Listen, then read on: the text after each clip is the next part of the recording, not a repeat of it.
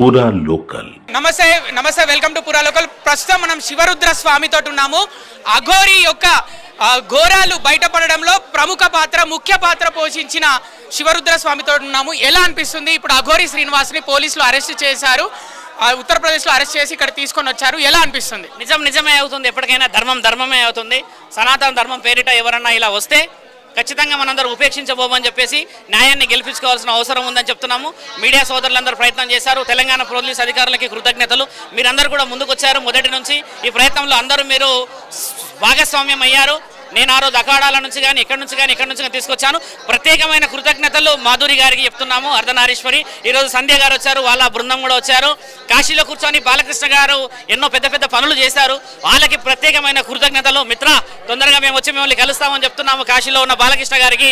మరియు రాజేష్నాథ్ అఘోరా గారికి కూడా చాలా ప్రత్యేకమైన అభినందనలు చెప్తున్నాము. ఒక కాగితం తీసుకొని వచ్చేసి యావత్ భారతదేశం అంతా గర్వించదగ్గ ఒక నిర్ణయం చెప్పారు ఆయన గారు. కాబట్టి మీడియా ముందుకు రావాలని నేను అడిగినప్పుడు రాలేకపోతాను, కానీ పరోక్షంగా రుద్ర అన్ని విషయాలన్నీ నీకు అన్ని అప్పచెప్తానని చెప్పారు.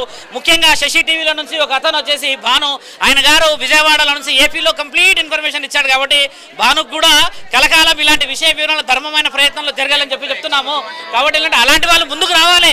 మీరందరూ ముందుకొచ్చారు, మహిళలు ముందుకొచ్చారు, జోగినీలు ముందుకొచ్చారు, అర్ధనారీశ్వరు ముందుకొచ్చారు, సాధు సత్పురుషులందరూ ముందుకొచ్చారు, సోషలైజేషన్ ముందుకొచ్చింది, ప్రభుత్వ అధికారులు ముందుకొచ్చారు. కాబట్టి ఈ రోజు న్యాయ నిర్ణయం చేసుకోవాల్సిన అవసరం మన అందరికీ ఉందని చెప్తున్నాం స్వామి. ముఖ్యంగా అఘోరి శ్రీనివాస్ వల్ల సనాతన ధర్మాన్ని అడ్డుపెట్టుకొని ఈ విధంగా చర్యలు చేయడం వల్ల మొదటిసారి చెడ్డ పేరు ఎక్కువగా వచ్చింది మీలాంటి స్వాములకే.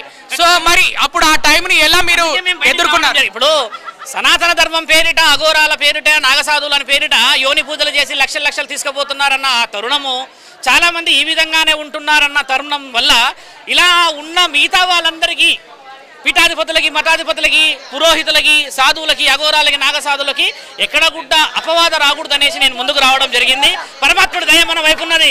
ఈరోజు నా తండ్రి పరమాత్ముడు ఎంత ఆనందపడుతున్నాడో నాకు తెలుసు, నా మనస్సాక్షికి తెలుసు. కాబట్టి ధర్మం ఎప్పుడైనా గెలుస్తుంది మిత్రులారా. రాధికా అమ్మాయి ఇప్పుడు మోకిల్లాలో కేసు పెట్టిన అమ్మాయిని కలిసారా మీరు? రాధికా అమ్మాయిని కలిసాను నేను. మోకిల్లాలో కేసు పెట్టిన అమ్మాయిని లేదు, మోకిలా అమ్మాయిని కలవలేదు. ఎందుకంటే ఇప్పుడు అడ్వకేట్ గారు, ఆజాద్ గారు చూస్తున్నారు ఈ విషయాలని. కాబట్టి ఆజాద్ గారి యొక్క విషయ వివరణలు ముందుకు తీసుకెళ్తాము. ఆజాద్ గారు న్యాయపరమైన అంశాలు చెప్తున్నారు. మీరు ఆజాద్ గారిని ఇక్కడికి రావడానికి, మోకిలాలో ఉన్న దాని సంబంధము, మళ్ళీ అక్కడ మంగళగిరిలో వాళ్ళు పెట్టిన కేసుకు నిర్ణయాలు మీరు న్యాయపరంగా మాట్లాడండి. ఆ విధంగా పోతే నెక్స్ట్ ఏం జరగబోతుంది అనేది అడ్వకేట్ గారు చెప్పగలుగుతారు. మీకు ఒక మాట, అఘోరి శ్రీనివాస్కి ఎలాంటి శిక్ష పడితే బాగుంటుందని అనుకుంటున్నారు మీరు? సమయం మళ్ళీ చెప్పండి. అఘోరికి ఎలాంటి శిక్ష పడితే బాగుంటుంది అని అనుకుంటున్నారు? శిక్ష అనేది అధికారుల చేతిలో ఉంటుంది. ఒక సాధు సత్పురుషుని నేనేమన్నాను, కేవలం రుద్రాక్షలకు సంబంధించింది, చితాభస్మానికి సంబంధించిందే నాది. మిగతాదంతా ఆడపిల్లలకు వదులుతాము. ఆ ఆడపిల్లలందరూ ఏ విధంగా బాధపడ్డారు అనేది వాళ్ళ మనశ్శాంతికి తెలుసు. ఆ తల్లిదండ్రుల బాధ ఎంత బలమైనదో వాళ్ళ తల్లిదండ్రులకు తెలుసు. కాబట్టి న్యాయం చట్టంలో ఉంది. కాబట్టి చట్టం ఏ విధంగా ముందుకెళ్తే ఆ విధంగా వెళ్ళాలనేసి నేను ఒక సాధులా కోరుతున్నాను. జై శ్రీ.